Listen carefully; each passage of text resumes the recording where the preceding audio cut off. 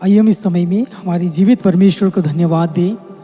और सचमुच में मेरे प्रियो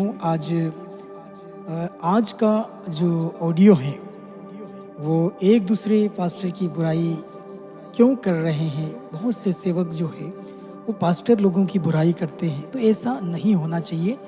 इसलिए मैं आपके लिए एक ऑडियो मैसेज बनाया है, आप ज़रूर उसे सुनिएगा ताकि परमेश्वर आप इस ऑडियो के द्वारा परमेश्वर आपको सहायता करेगा। हमें किस प्रकार का हमें निर्णय लेना है, कैसे हमें आगे बढ़ना है, इस बातों को इस ऑडियो में हमने कुछ बातों को हमने रखी है।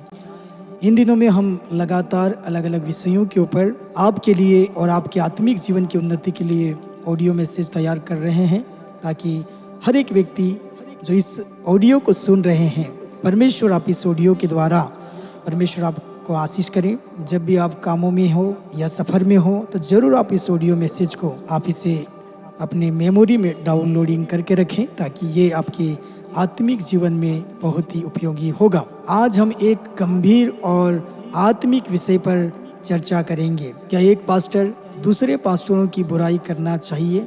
क्या यह बाइबल की शिक्षा के अनुसार है?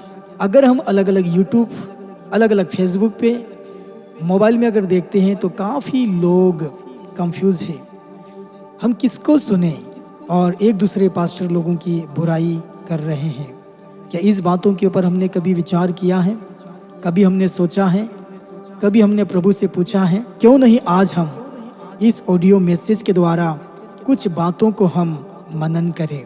यहाँ पर मैं किसी की बुराई करना, किसी को नीचा दिखाने के लिए नहीं, लेकिन मेरे प्रियो, बहुत से ऐसे लोग या बहुत से ऐसे सेवकगण हैं, हर बार मैसेज अगर वो बनाएंगे तो उस मैसेज में पास्टर की बुराई जरूर होगी।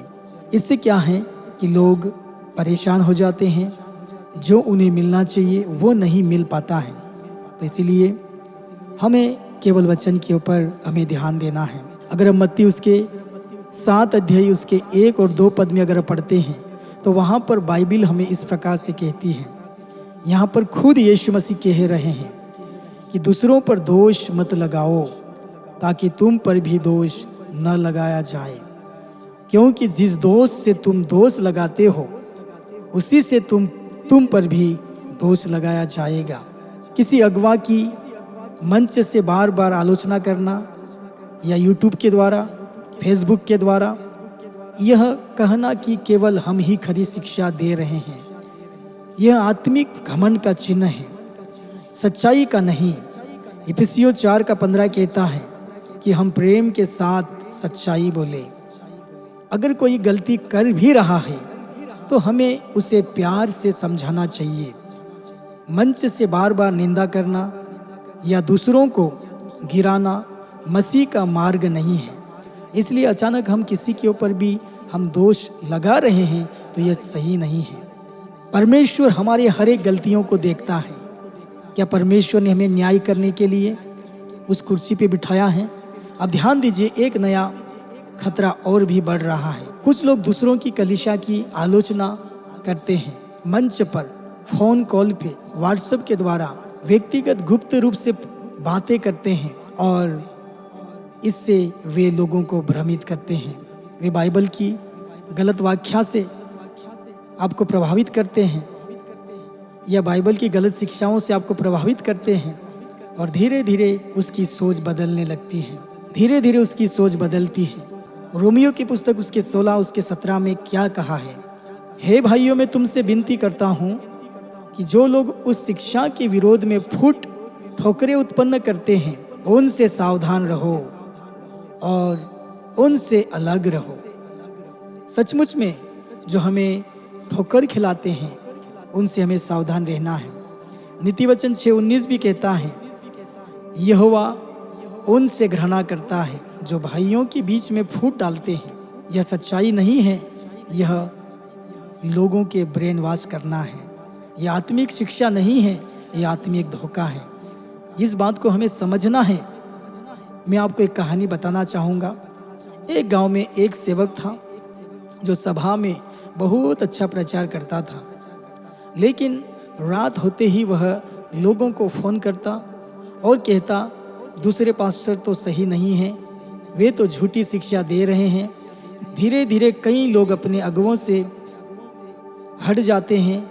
लेकिन एक दिन एक बुद्धिमान भाई ने उनसे पूछा, अगर तुम सच्चे हो तो क्यों अंधेरे में आकर बातें करते हो, क्यों छिप कर बोलते हो?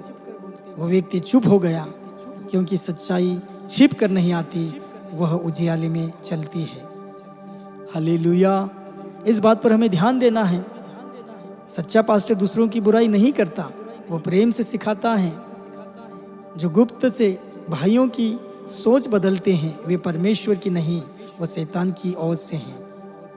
हमें सच्चाई की पहचान करना है, पर प्रेम और नम्रता से। पहला थिस्सलुनी 5:12 और 13 में इस प्रकार से लिखा है, जो प्रभु में तुम्हारे अगुवे हैं और तुम्हें समझाते हैं, उनके काम के कारण बहुत ही प्रेम सहित उनका आदर करो।